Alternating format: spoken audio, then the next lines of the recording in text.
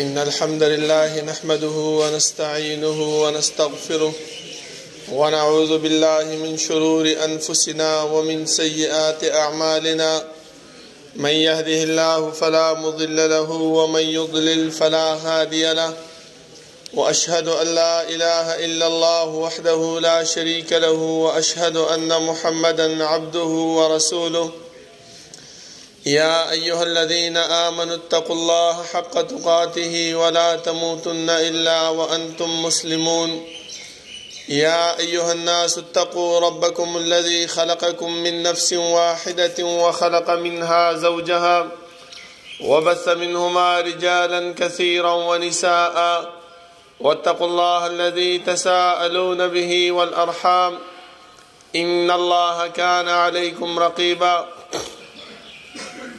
يا أيها الذين آمنوا اتقوا الله وقولوا قولا سديدا يصلح لكم أعمالكم ويغفر لكم ذنوبكم ومن يطع الله ورسوله فقد فاز فوزا عظيما أما بعد فإن خير الحديث كتاب الله وخير الهدي هدي محمد صلى الله عليه وسلم وشر الأمور محدثاتها وكل محدثة بدعة وكل بدعة ضلالة وكل ضلالة في النار أعوذ بالله من الشيطان الرجيم بسم الله الرحمن الرحيم يا أيها الذين آمنوا لا تقدموا بين يدي الله ورسوله واتقوا الله إن الله سميع عليم زما محترم طلباء کرام ورونو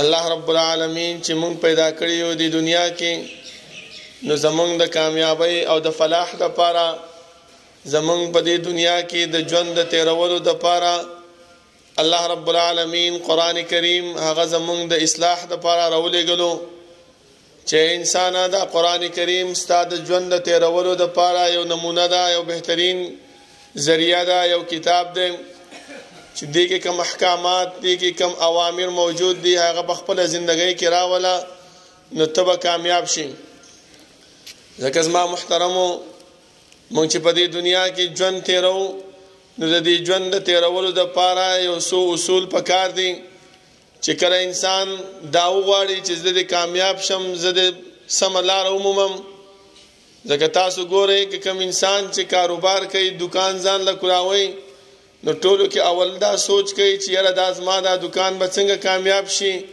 دا به څنګه ګټه حاصل کړي دا به څنګه سمه لاره حاصله کړي نو د هغې دپاره ټولو کې اول هغه ځای لټوي ټولو کې اول هغه دکان ګوري چې دې کې دا سودا پکار ده دا شی پکار دی چې زه به کې کامیابي حاصل کم او ګټه حاصل کم نو دې د وجې نه الله رب العالمین موږ ته وفرمایل چې انسانه په دنیا کې چې وخت تیری نو د دنیا کې د وخت تیرولو دپاره ټولو کې اولنی کار هغه به خپل ځان کې اخلاق پیدا کړي چې کله تا کې اخلاق موجود د ته بیا چې دی نه په دنیا کې هر قسم ژوند تیرولی شي د دنیا هر قسم معاملات خپل زندګۍ کې راوستی شي ځکه الله رب العالمین تاسو قرآن کریم ولټوئ د رسول الله صلی الله علیه وسلم تعریف او د رسول الله صلی الله علیه وسلم صفت چې بیان کړی دی نو دا ورته نه دی ویلي چې ته مالدار یې دا ورته نه دی ویلي چې ته ښایسته یې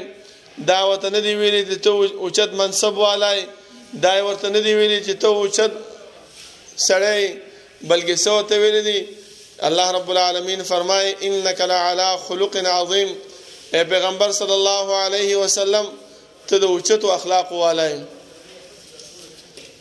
زمونږ مور بی بی عایشه صدیقه رضی الله عنها نه چا تپوس وکړو چې د رسول الله صلی الله علیه وسلم اخلاق څنګه و هغه ورته تا قرآن کریم نه دی لوستی هغه چې لوستی مې دی نو څنګه دی لوستی دی چې دا آیات پات تا پکې نه دی لیدلی چې کان خلقه القرآن د رسول الله صلی الله علیه وسلم اخلاق هغه څه شی قرآن کریم او چې تا قرآن کریم لوستی دی خو د رسول الله اخلاق دا قرآن زما محترمو اوس مونږ خپل ځان کې دا ګریوان کې سوچ وکړو چې مونږ کامیابی غواړو نو مونږ د خپل ځان کې اخلاق پیدا کو که هغه طالب العلم دی که هغه استاد دی، که هغه مشر دی، که هغه هر قسم انسان دی، هغه ته پکار دی چې په خپل ځان کې څه پیدا کړي؟ اخلاق پیدا کړي. دا اخلاق داسې شی دی زما محترمو چې د دې سره انسان ته ملګري هم زیاتېږي، د دې سره انسان ته کامیابی هم حاصلېږي، د سره انسان ته جنت هم حاصلېږي. لکه تاسو وګورئ الله رب العالمین پیغمبر صلی الله علیه وسلم ته څه فرمایي؟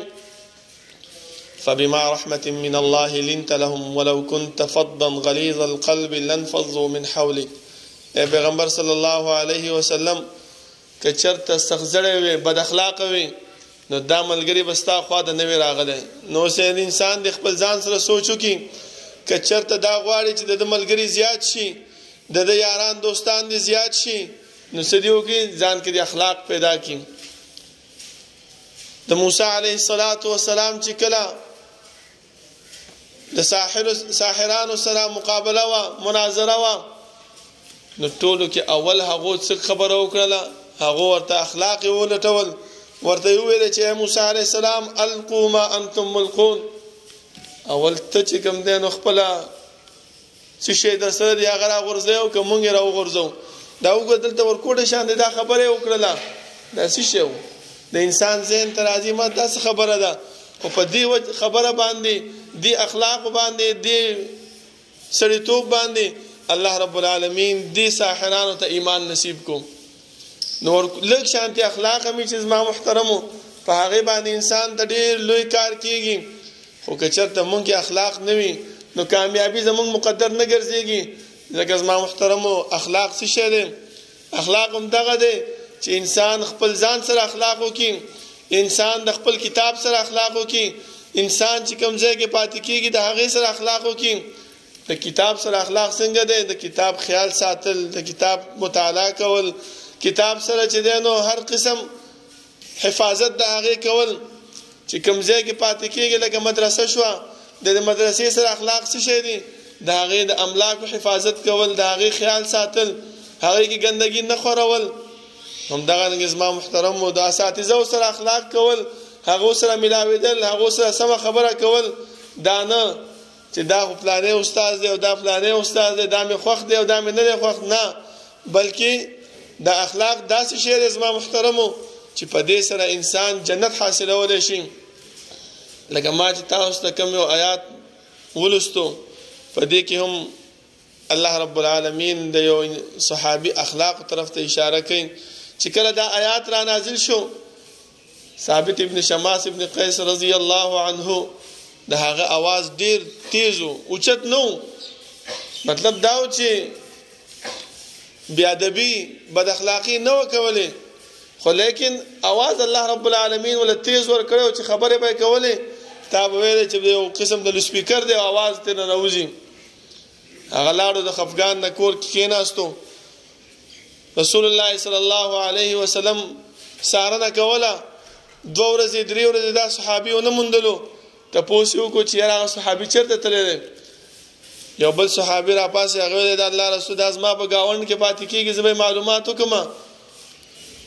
چې معلومات یې وکړو، تپوس یې وکړو چې ولې؟ وایي الله رب العالمین دا آیات را نازل کړی چې لا تقدموا بین یدی الله ورسوله. زه خو لاړم جهنمی شوم، منافق شوم.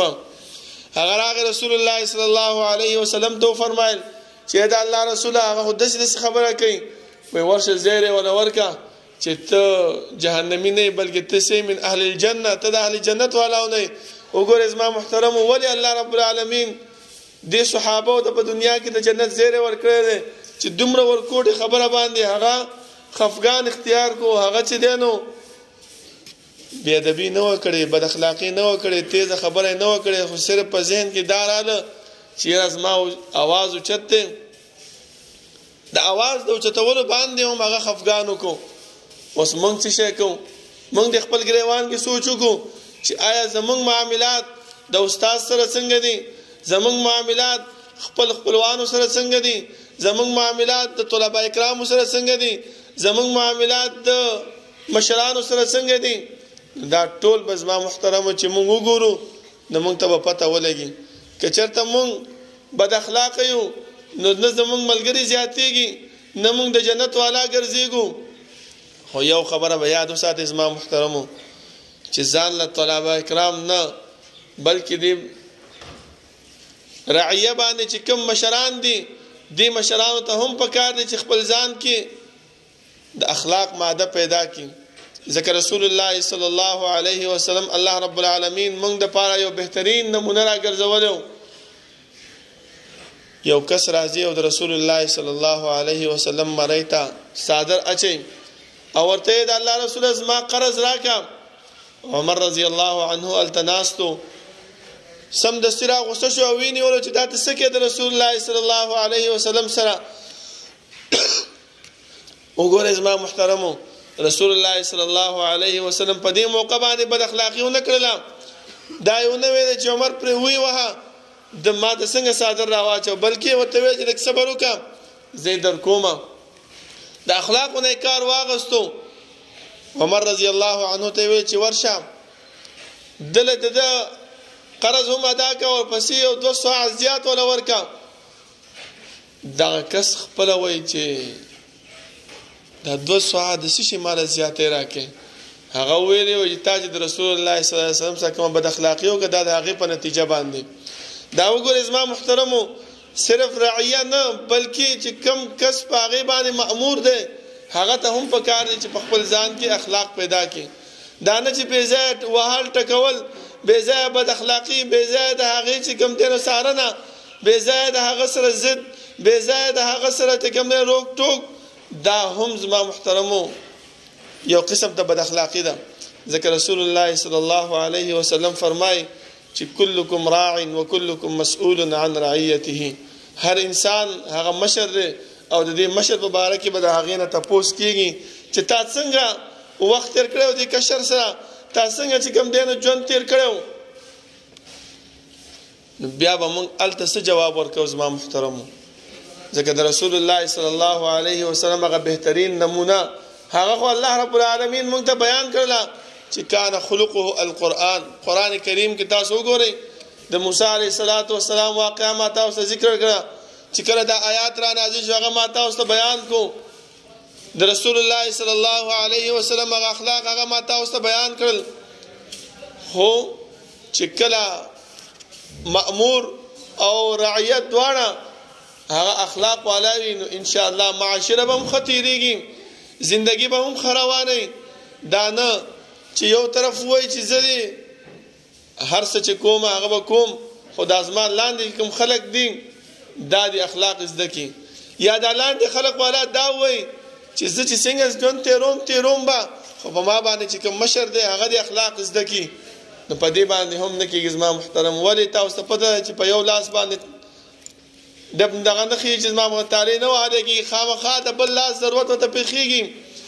چې کله یو انسان یو طرف نه اخلاق والا وي او بل طرف نه بد اخلاق وي نو بیا هم ژوند نه تېرېږي زما محترمو. پکار دا دی ځکه الله رب العالمین موږ ته د پیغمبر صلی الله علیه وسلم په باره کې فرمایي او الله خپله پیغمبر ته وفرمایل چې پیغمبره که رعیت تا سره بد اخلاقي کوي نو ته څه وکړه واصبر علی ما اصابک او صبر وکړه په هغه خبرو باندې چې تا ته در رسېږي.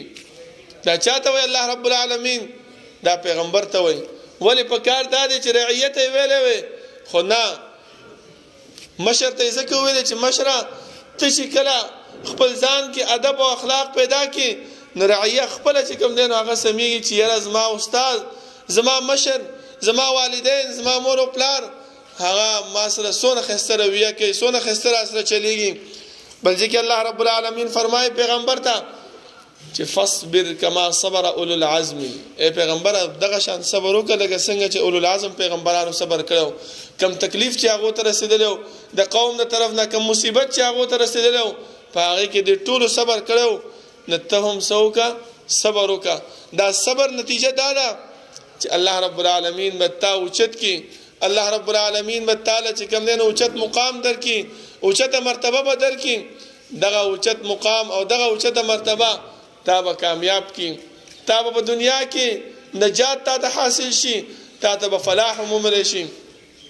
ځکه زما محترمو موږ چې راغلي یو څه دپاره د دین د زده کړې دپاره او دا دین چې بیا موږ خلکو ته رسو نو په دې کې به موږ ته قسمه قسم مشکلات تکالیف ملاويږي او الله رب العالمین هم فرمایي چې د خسران او د تاوان نه د بچ کېدو لپاره لوی سبب څه شی دی وتواصوا بالصبر کم تکلیف چې په دې موقع باندې تا ته ملاو شي کم اذیت چې تا ته په دې موقع باندې ملاو شي کم سختی چې تا ته په دې موقع باندې ملاو شي ته په هغه باندې سوکا صبر وکا نو الله رب العالمین متا د خسران او تاوان نه بچ کی الله رب العالمین نه دعا ده چې الله رب العالمین دې د عمل کولو توفیق راکړي او الله رب العالمین دې مونږ کې د اخلاق او ماده پیدا کړي اگر که مونږ امیر یو په هاستل کې امیر ما په کلاس کې امیر ما په کور کې د ورونو باندې خويند باندې مشر ما نو په خپل ځان کې ادب او اخلاق او صبر ماده هغه پیدا کول پکار دي